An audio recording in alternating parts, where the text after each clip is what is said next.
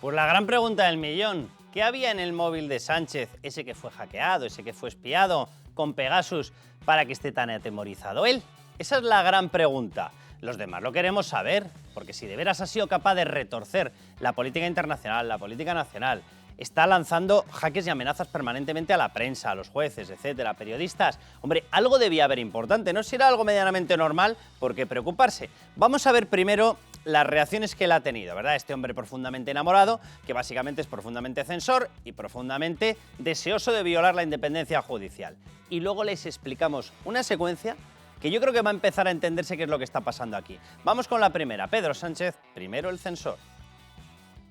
Lo que no puede ser es que al final se confunda la libertad de expresión con la libertad de difamación. Yo defiendo la libertad de prensa, pero lo que no voy a defender, y creo que es inadmisible, es defender todo este fango, todos estos bulos, toda esta desinformación. Qué majo. Dice, yo defiendo la libertad de prensa si me da la razón. Yo defiendo los exámenes si me aprueban. Yo defiendo la democracia y las elecciones si las gano. Es majo él. Sí, es una versión un tanto surrealista, un tanto comunista, ¿verdad? Vamos con la segunda. A los jueces. Hombre, ¿cómo no? ¿Cómo los voy a dejar independientes? Y hay que ser conscientes de que este secuestro en el que tiene el principal partido de la oposición al Consejo General del Poder Judicial lo que está haciendo es lastrar, minar, debilitar la legitimidad, no, pero sí la credibilidad del Poder Judicial. Y esto es algo a lo que tenemos que dar respuesta.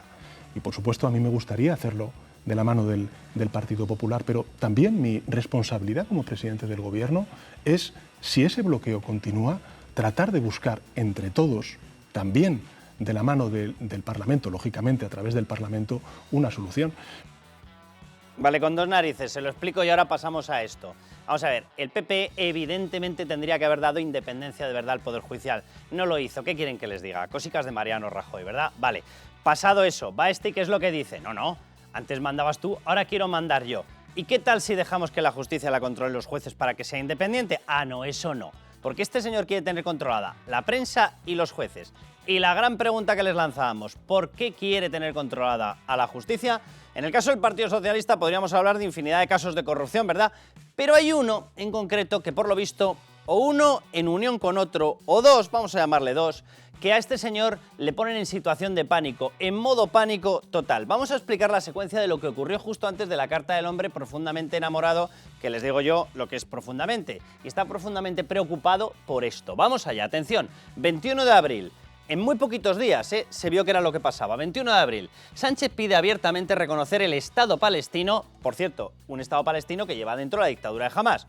Es decir, Pedro Sánchez primero, el bondadoso, va y resulta que lo que quiere es que sea reconocido un Estado con su dictadura bien afianzada. Una dictadura cualquiera, no, plagada de asesinos y terroristas. Es más, si pueden ser islamistas y pueden ser violadores de todos los derechos hasta el punto de que los quieren matar al pueblo judío, pues casi que mejor, ¿verdad? Bien, atención, 21 de abril. Sánchez pide abiertamente reconocer el Estado palestino. Un día después, no pasó mucho tiempo, 22 de abril, ¿qué ocurre? Israel remite a Francia la información del Pegasus. ¿Por qué? Porque lo mismo que había una causa que se tuvo que archivar porque el gobierno no le quiso dar información y la había en España, también la había en Francia.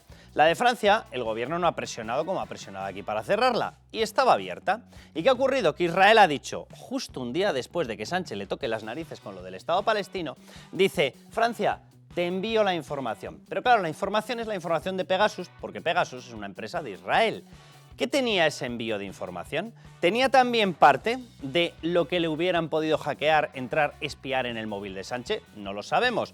Pero atención, 23 de abril, día siguiente, la Audiencia Nacional en España reabre el caso Pegasus por la información que Israel le ha pasado a la de Francia. Francia se pone en contacto con nuestra justicia, con la Audiencia Nacional en este caso, que es el que está tramitando el caso, y le dice, oiga, ha llegado información nueva, ¿la quieren? ¿Y qué dice el juez Calama de la Audiencia Nacional? Dice, claro que la quiero, y reabre el caso. Atención, 21, 22 y 23 de abril.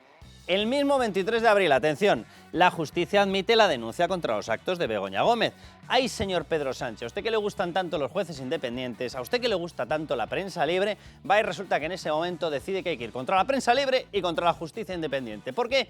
Porque se le han unido dos cuestiones. Una de ellas, la información llegada desde Israel sobre Pegasus, con lo que se espió su móvil desde Marruecos, y la segunda causa, atención, la denuncia contra los actos de Begoña Gómez. También, ¿por qué? Pues en una parte por las relaciones con Marruecos. Y va y resulta que la información de Pegasus sobre el móvil cuidado, espiado desde Marruecos, se nos puede unir en Begoña Gómez y a lo mejor va y resulta que acaba en Pedro I el Censor. Bien, atención, 24 de abril, la carta. Carta del presidente profundamente enamorado. Así que aquí la gran pregunta y lo que queremos saber todos es ¿qué había dentro de ese móvil, señor Pedro Sánchez, para que usted le atemorice y lo ponga en situación de pánico total el hecho de que dos líneas de investigación, la de Begoña Gómez con sus relaciones en Marruecos, pueda acabar confluyendo con lo que a usted le investigara Marruecos a través del sistema Pegasus y que Israel ya ha pasado la información? Dos casos judiciales, dos casos periodísticos, dos casos investigados y por investigar en gran parte, que evidentemente atemorizan a este señor.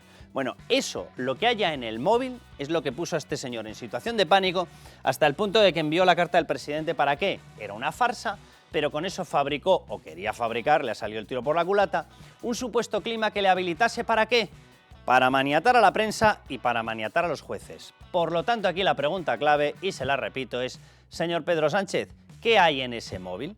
Porque si usted tiene en ese móvil cosas normales, aquí no pasa nada porque se desvelen.